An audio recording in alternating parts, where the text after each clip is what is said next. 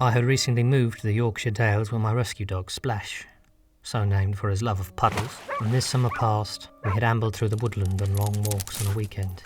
He would always dart ahead, rustling through the leaf litter for insects or fallen branches, while I meandered behind, taking photos to share with my friends back in the city. We had traversed this particular patch of wood before, but never before had I seen the wych elm, knotted and lifeless. It towered over the bracken like a rotten hand. It was Splash who found it, and he sniffed around the roots as I caught up, my camera a heavy weight around my neck. The tree was tall and somewhat misplaced among the lush greenery of the wood. I noticed in my approach that the trunk was heavily scarred, and moving closer still saw that the scars were man-made. Names and dates. Lou G. and Paul, 1992. Niall and Lee, 1977. Mary Kay and Roy L., 1954. I ran my fingers over the crudely scratched names with a sense of borrowed nostalgia. I imagined generations of young couples meeting at this apparent beauty spot that I never knew existed. The names stretched back decades, and the oldest I could find, now faint and barely legible near the detritus, was over 100 years old.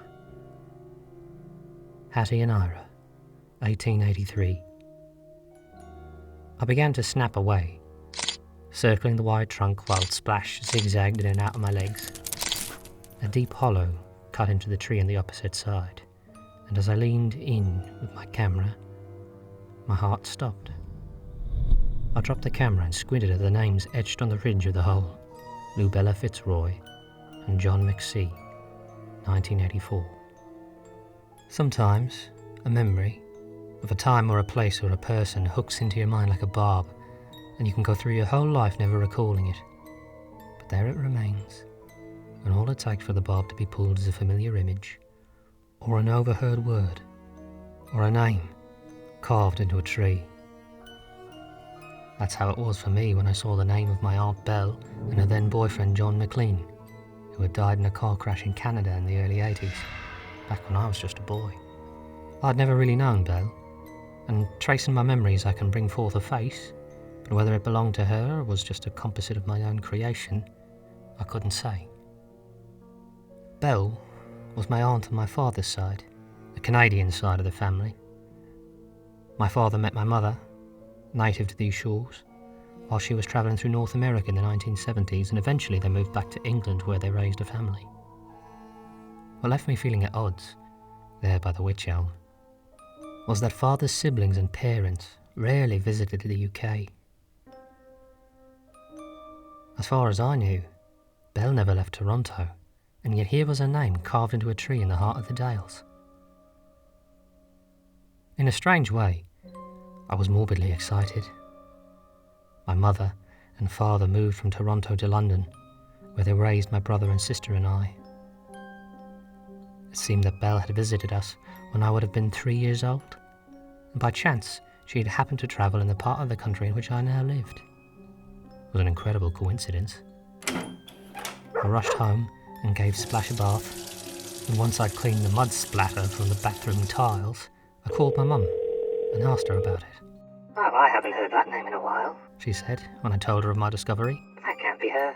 Belle never came to the UK. The only time you two met was when we spent Christmas there in, what was it, 1982? 1981? Well, you were only 2 or 3, I think. How old are you again?" She rambled on in that way, and I tried to veer the conversation back, but each time she dismissed it. But how many Lubella Fitzroys could there be? Let alone one who courted someone by the name of John McC. I finished up the conversation and set about retouching the photographs I'd taken.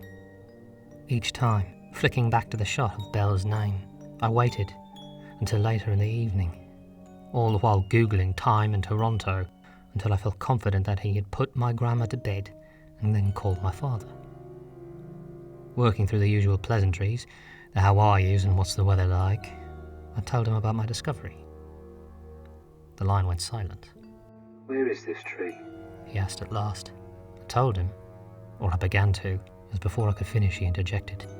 "Cut it down." What? I can't just cut down trees in a national park, Dad. "To Just cut it down right now. What's wrong? Did Belle visit then? It's pretty remarkable that she... They never left Toronto.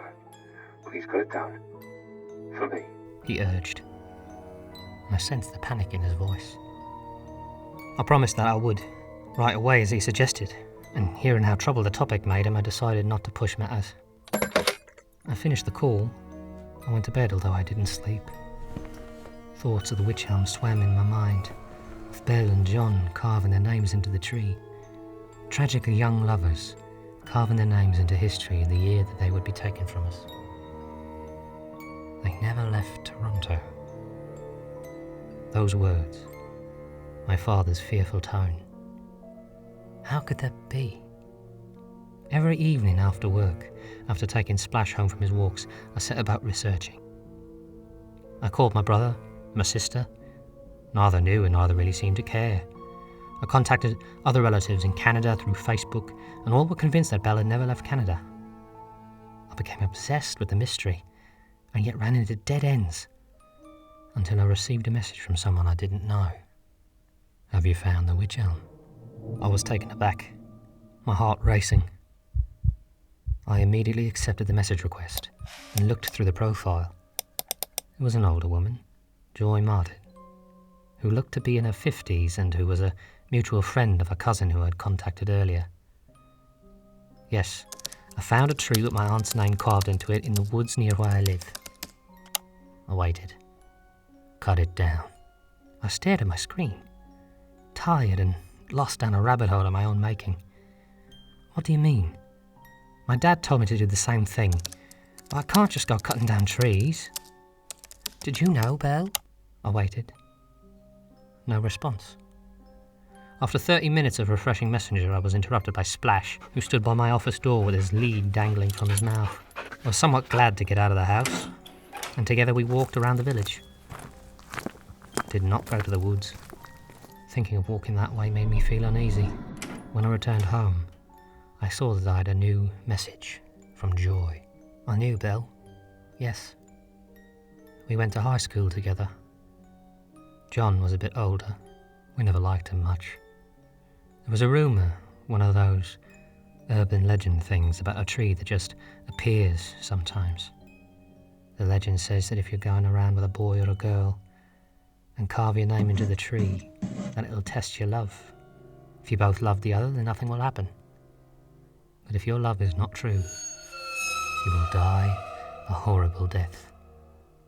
We thought it was a bunch of baloney, of course, but then Belle goes on and says they found the thing.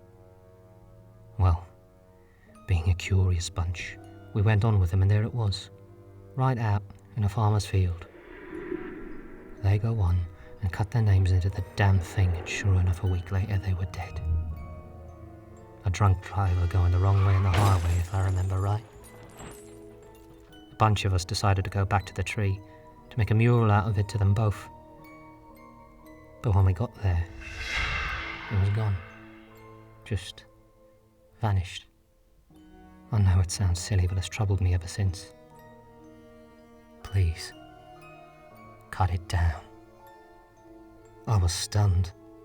Trees simply don't appear and disappear, and more than anything, they certainly don't claim the lives of young couples. It was absurd. I replied with thanks and promised that yes, I would cut down the tree.